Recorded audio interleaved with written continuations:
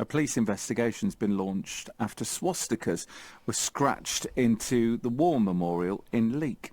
The vandalism to the Nicholson Memorial in the middle of the town was found at the weekend. These people in Leek gave us their reaction.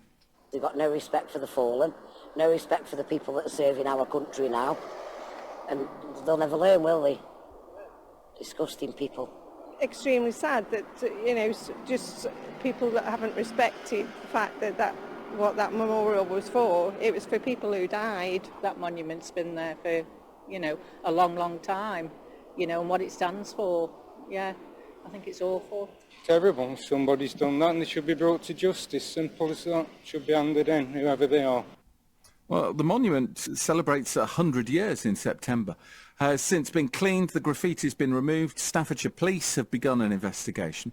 Officers say they're keen to speak to anyone who might have CCTV of the vandalism being carried out. Derek Hilliard's chairman of the War Memorial Committee in Leek. We have a feeling in Leek that we are somehow unified together as a town, and to realise that there are people within us who don't feel that way is depressing, it's unsettling, and we've just got to keep battling against it, really. Well, Lucy Branch specialises in the conservation and restoration of memorials. She's director of Antique Bronze. She's been on the show before talking about what it involves, and I'm delighted to say she's back with us this morning. Morning, Lucy. Good morning, Stuart. Hope you're well. I'm very well. Thanks for coming on to talk about this, because you immediately sprang to mind when I saw what had gone on. What do you have to consider when you're trying to remove graffiti or get scratches out of a memorial? Yes, I mean, it isn't an easy task. There's actually more than one type of graffiti that tends to happen on memorials. You get the kind of spray-painted graffiti, and you also get this kind of scratching in, this carving out kind of graffiti. Now, these days, when we get the sprayed kind, it's never nice to see because obviously it can be very bright and very striking, but it's relatively easy to remove if you are in the field of conservation and you know what you're doing. The thing that makes our hearts sink every time we come across it is the carved variety. This tends to be kind of often quite unplanned vandalism. It tends to be somebody who's got like a knife in their pocket rather than having planned it to go and buy some spray paint or something like that. And the minute that you start carving into a monument, you are taking the damage beyond just the surface. You're going lower. And the minute that kind of level of graffiti occurs, it means the restorers have got to take back the surface to the very lowest level that person has carved. And obviously it depends if it's very lightly carved, that's one thing, thank goodness, if it's lightly carved. But if they really have put a lot of pressure behind the knife or whatever they've used, that's when, restorers have to be more interventive, and that is the last thing that in this day and age we want to do. We've learnt from the past, resurfacing things is not a great idea in terms of the way that things age later, and we try and be minimal these days when we are treating objects. And a monument like this is an object, it's just a very large one, and obviously one that's very important to the community. And when you're involved in conservation or restoration of this kind of thing, how mindful do you have to be about what it represents? So in this case, it's a war memorial. You'll do all kinds of different statues, memorials and so on. But do you as a conservation specialist have to be aware of that and mindful of the fact that what you're working on holds such a high regard in communities? Absolutely. Actually, conservation of this kind of object, this kind of feature, is handled very differently to other types. There's a great deal of respect. You will not find conservators clambering over war memorials, which often we have to do with other types of memorials because, they are quite awkward objects sometimes, large monuments and sculptures, and you have to move around them. But with war memorials, we're very mindful of how we move around the monument. We also make sure that any little tokens that have been left there, any wreaths, things like that, are very sensitively handled. We have to move them often because we don't want to tread on them. But there's definitely a sense that you are dealing with something that has a lot of sentimental value to the people that are in that community.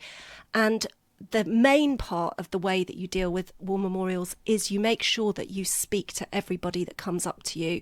There is no, oh, we're too busy to talk to you. There has to be a dialogue because people need to grieve somewhere, and that's what these objects are for. That's what these buildings and monuments are for. They are for grieving at. They are a focal point for people, and that is part of conservation just as much as the actual treating of them. The physical part of what we do is. So I'm getting this image now of you up there on a ladder or a scaffold or something doing what you do, and people coming up, oi, what are you doing? Does that happen a lot? It happens all the time. It really does. And people are, they're wonderfully inquisitive. They've all got something to say.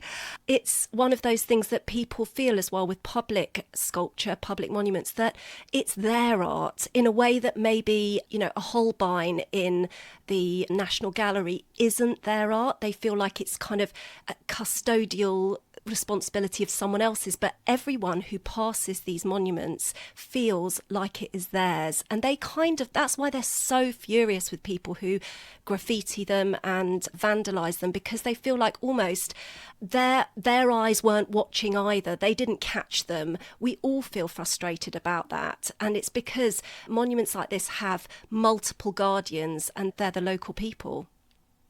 You'll probably hate this question. I may have asked you this before, Lucy, but is there anything that can be done to stop things sticking to them? In the way that you'll see sometimes drain pipes, and I'm not comparing the two, but it's just an example.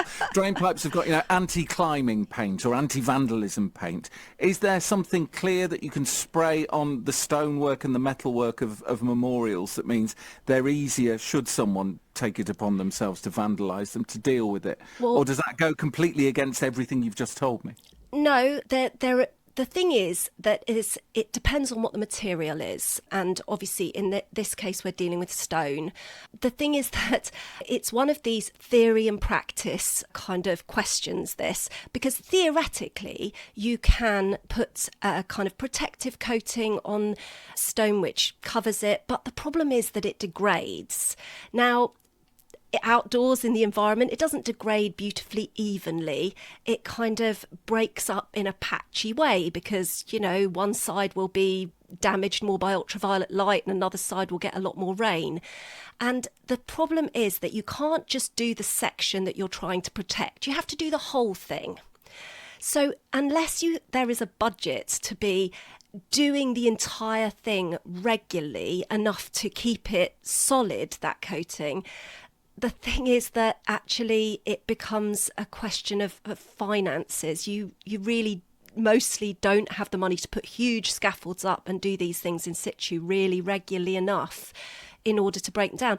And the reason it's important for these things to be broken down is because we have found over time, through history, restoration history if you like, that often coatings don't wear very well. So they start to look discoloured, they start to flake, and the problem is that unless you can remove it easily, you can actually end up making the object much worse than it actually should be, even from the damage that's been done. You don't want to end up looking worse than it should have done. And so the problem is a practical one. How do you coat something like the tower here in regularly without it costing public money an absolute fortune? It's kind of impossible. Far better that people don't desecrate these things. And Absolutely. Then we don't anyway. I couldn't agree more, Lucy. Thank you so much for coming back on. You're very welcome. Thank you. Lucy Branch specialises in conservation and restoration. She's a director at Antique Bronze, talking about what's happened in Leek over the weekend.